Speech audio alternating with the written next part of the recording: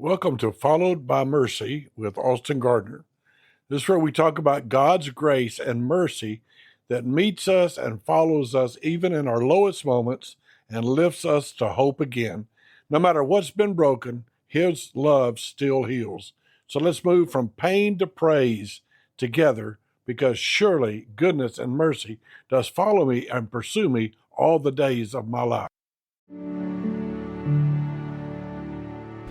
I want to welcome you back today to Followed by Mercy, because every believer can rest their assurance in this. Surely goodness and mercy does follow me all the days of my life. That's Psalm 23, and God has greatly used that in my life.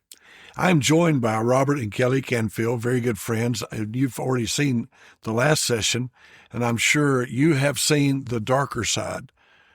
Though, to be honest, they weren't quite that honest with it, because it can be a very embarrassing disease and bad things can happen. But today I want to help you focus on how God, surely goodness and mercy, gets you through. And so, to be honest, Robert, in the car that day, you were crying. Yeah. You were beating on the dashboard of my truck with your fists. I was like, I'll never be able to sell this thing. And you were hurt. Yeah. Yeah. And you had every right to be. I don't think anyone would ever question that normal, natural response was what you were doing. But God helped you. Tell us how God helped you. Yeah. So I told you that, I'm not going to be able to do this, and we're not going to be able to do this, and I'm not going to be able to go to the mission field. Yeah, I'm not going to go to the mission field. And by the way, that was Kelly's desire. Kelly, you had wanted that for how many years? Since I was 17, since I'd gotten saved. Yeah. So she wanted it over a decade. I surrendered. I wanted to do something for God. And I just even thought about living a normal life. Does that make sense? Like, you see old people. I was working at a church, and I was also delivering pizzas at the time, and in the evening, and I'd drive down the road and you see couples walk, and my mom would go back to it, and I'm like, we're not going to be able to do that. I remember one time. Remind people why you wouldn't be able to do that. Because the disease takes away her ability, her mobility. Eventually, I'll end up in a wheelchair. And so I remember when we were at a couples retreat, and nobody likes being the weird person. You know what I mean? Everyone likes to be in the group. And we were walking from a restaurant back to the hotel, and it was just, everyone was like almost a block away. Mm-hmm. And we were just lagging behind.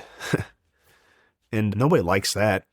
But I remember telling you about all that stuff. We're not going to. And you said something that literally revolutionized my life. And at that time, I'm pretty sure we were on our way to see a guy that had a similar kidney cancer that you had. I remember that now as you mention it. Because he died shortly. Yeah. I did his funeral. Yeah. You just had your kidney removed, and you were dealing with all the other junk that you had, and you were gracious enough, and the Holy Spirit led you to say, was it Matthew chapter 6, verse 34? Take no thought for tomorrow shall take thought for itself. Sufficient is the evil is the day thereof. I think I kind of paraphrased that. But you spoke truth into my life in the sense of, you said, just worry about today. You don't worry about the future, just worry about today. Don't tackle or take on. I need to hear that kind of often in my own life, because sometimes the Lord has to remind me, it's easy preaching. Yeah. Hard living. It is. But at that time, it literally, those words, they ring true in my heart, even till today. And I think that's good for anybody that's going through suffering, pain, but that's good for all God's disciples. Like, so many times we get our heart and our mind set on something in the future, some goal, something that our heart's long. She said our heart was her heart was longing to go to the mission field.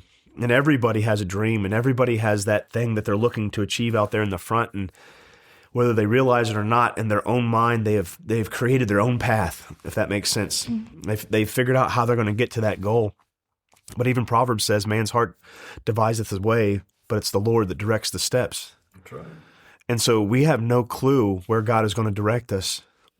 And when I was at the training center, I used to teach young men. I would always tell them, I was like, you guys say that you want to be a missionary, but you have no clue. And you say that you want to do this or that, but you have no clue. And the only thing that you can really worry about is just today. And when you told me that, it's like something birthed in my heart, you know? It's like a veil that took away some blindness. Like, don't worry about tomorrow. Just worry about today. Because a lot of times our future worries rob today's joys. And I was letting that happen. But that was just one of the many battles that.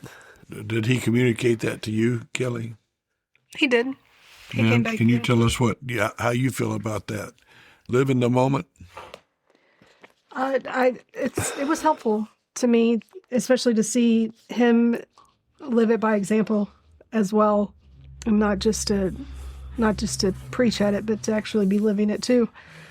It is real easy to focus on what could be in the future, and especially if with something so dark, you're in the unknown. You tend to want to just dwell on that and try to figure out. If you look at the internet, Yes, the internet will help you find every reason to want to shoot yourself. that's true. That is true. But there's no peace in that, right? There's no peace in trying to figure out the future and trying to figure out how you're going to respond to this and how you're going to respond to that. And I found that there's great freedom really in just trying to trust the Lord day by day and live day by day, just for today. Well, I would like to because I want people to leave today's podcast, I wanted them to get what we gave them yesterday. I wanted them to realize this is not a game. This is not a joke. And what y'all are dealing with is way beyond that. But you've been dealing with it now how long? I started noticing symptoms when I was 30.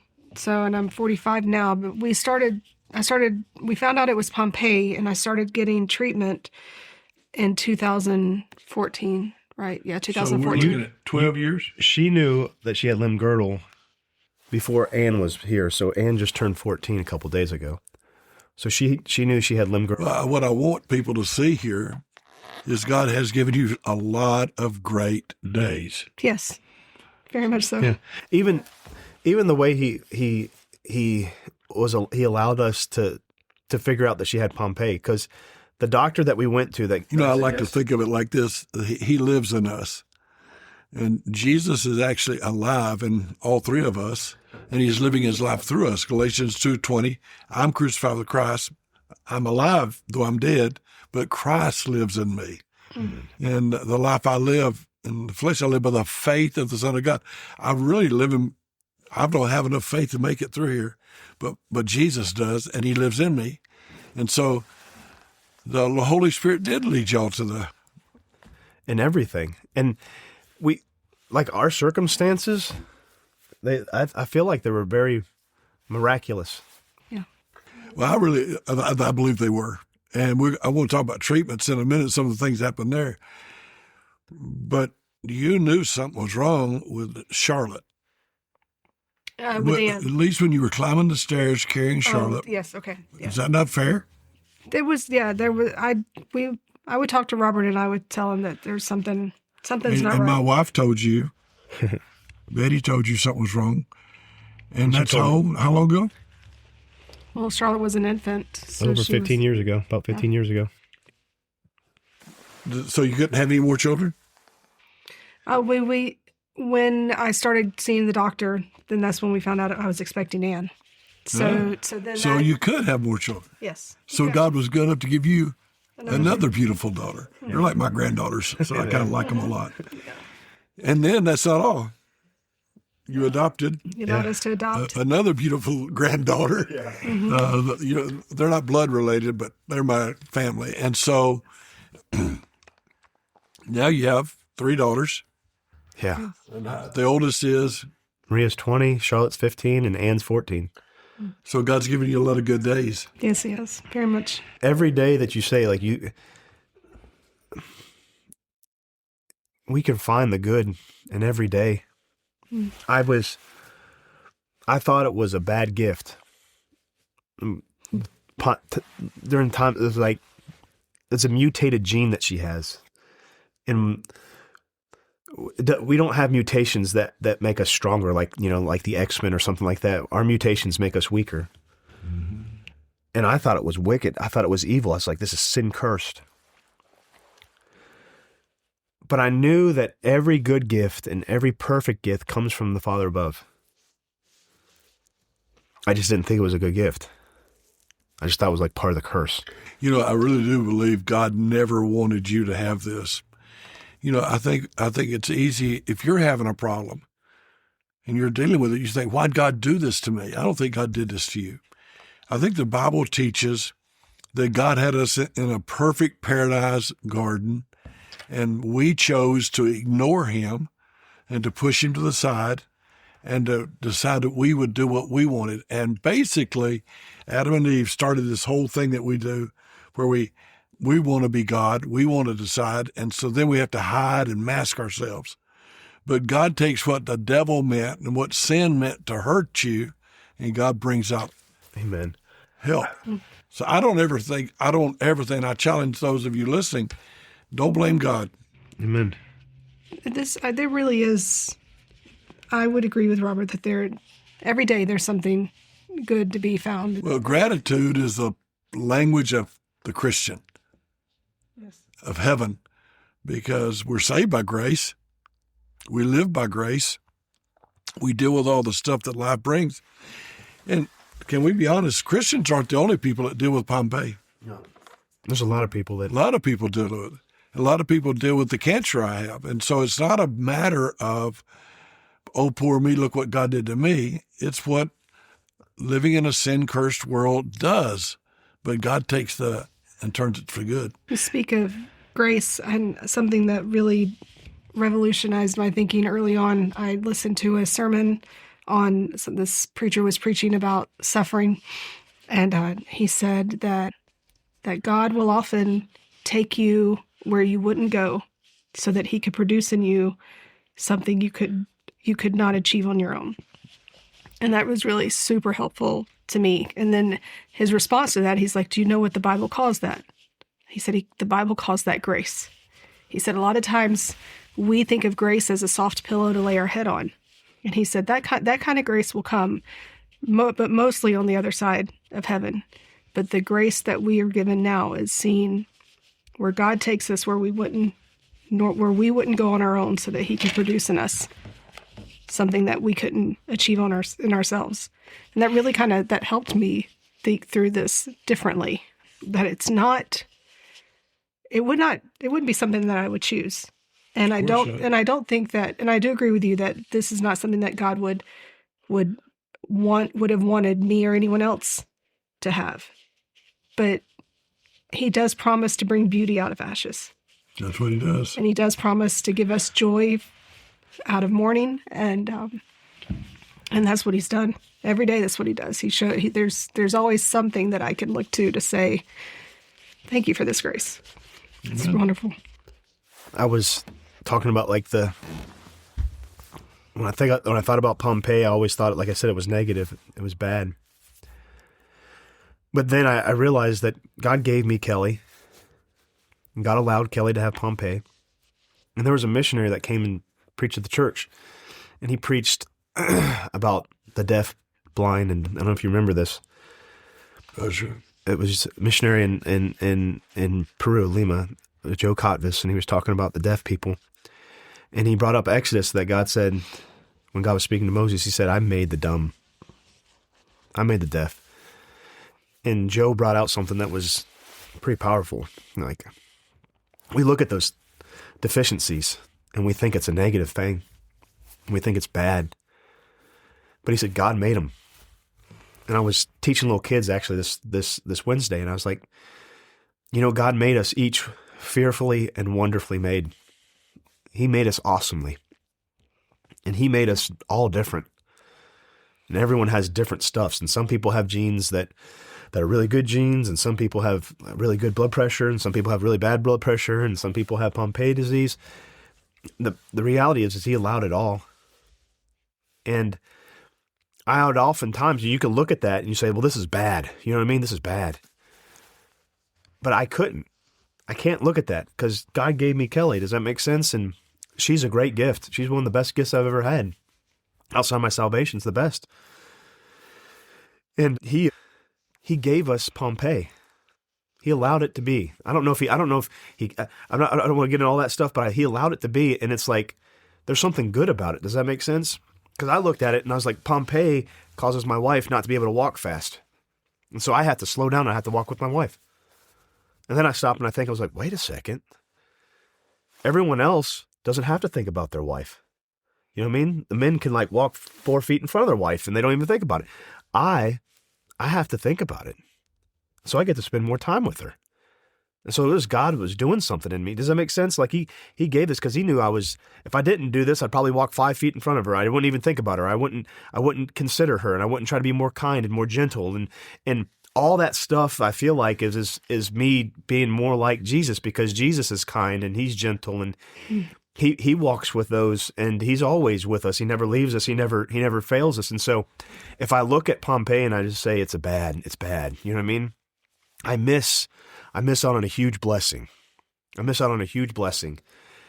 not a lesson that I've learned and like, oh, I learned it, so I'm really good. No, it's a lesson I got to teach myself over and over again. No, it's good. Like it really is, because I get to spend extra time with my wife. I get to take time to look and see what she needs, as opposed to if she was you know what I mean? If she could do everything by herself and she didn't need me around and she didn't need to do this or this, I get to spend more time thinking about her and how I can help her and how I can minister and how I can be gracious to her. And you say, so what's good in that? Well, I mean, let's just be honest. I mean, isn't the church the bride of Christ? And how much time does he spend on what we need and taking care of us and spending time with us and helping us to be all that we need to be? I mean, that's what he does, and he redeems us and he makes us something special. And I don't know, maybe it's the wrong way of thinking, but that's the way I tell myself every day. Don't tell myself every day. I try to tell myself is that every good gift and every perfect gift comes from the Father above. And he gave me Kelly, and I thought it was a bad gift, Pompe, but it was actually a really good gift. Yeah. Because he's allowed us, he's opened doors for us. He's allowed us to minister in specific ways. He's allowed us to see him work through us, and help strengthen our faith. Does that make sense? And so I can look at it and say, I missed out on this, this, and this, and this. And I've totally failed to see, no, God's been with us this whole time. He's allowed us to get through it. He's allowed this to change me, I feel like, to be a little bit more like him. He's allowed us to help minister to other people and give them a little bit of hope. And so in reality, what I thought was going to destroy us was actually what was actually making us and building the platform for us, if that makes sense. And I couldn't have done it myself. It was all him. Beautiful. Well, before we close for today, Kelly, on a day-to-day basis, would assume that you have some days that you're just strong as an ox, and some days you're, spiritually speaking here, and some days you're not. And I thought maybe you might tell people, what do you do on the day you wake up and it just floods over you and your self-pity comes? Does that ever happen to you? Yeah, it happens. I talk to the Lord. I try to talk to him every day, all day. And when I pray without ceasing, as much, just being a constant as I can. Communication with him. But those days I spend more time talking to him and asking him to help me. How do you get the strength to walk out of that depression?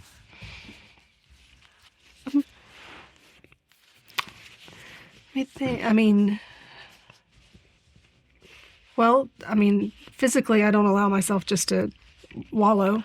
I keep my schedule full and busy. I make sure that I have lots of obligations, so that it's if I slow down and I'm still and I just decide I'm going to just lay in bed all day, then all I'm doing then is just giving my mind. Letting it beat you. Yes.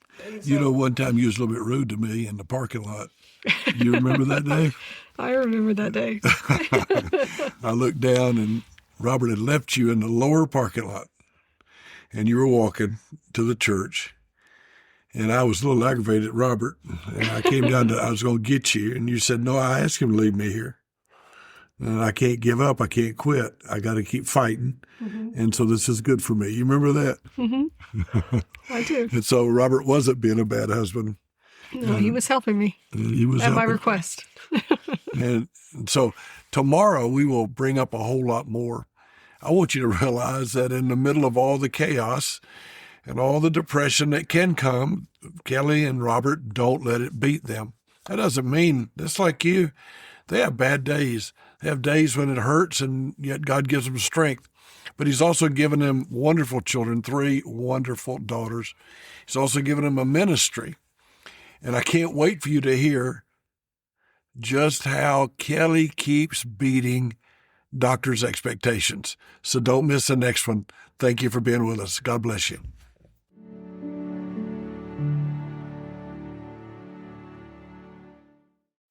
Thanks for listening to Followed by Mercy with Officer Gardner. If today's message spoke to your heart, share it with someone who needs to know God hasn't given up on them. Remember, your pain isn't the end of your story. In Jesus, it can become praise. Thank you.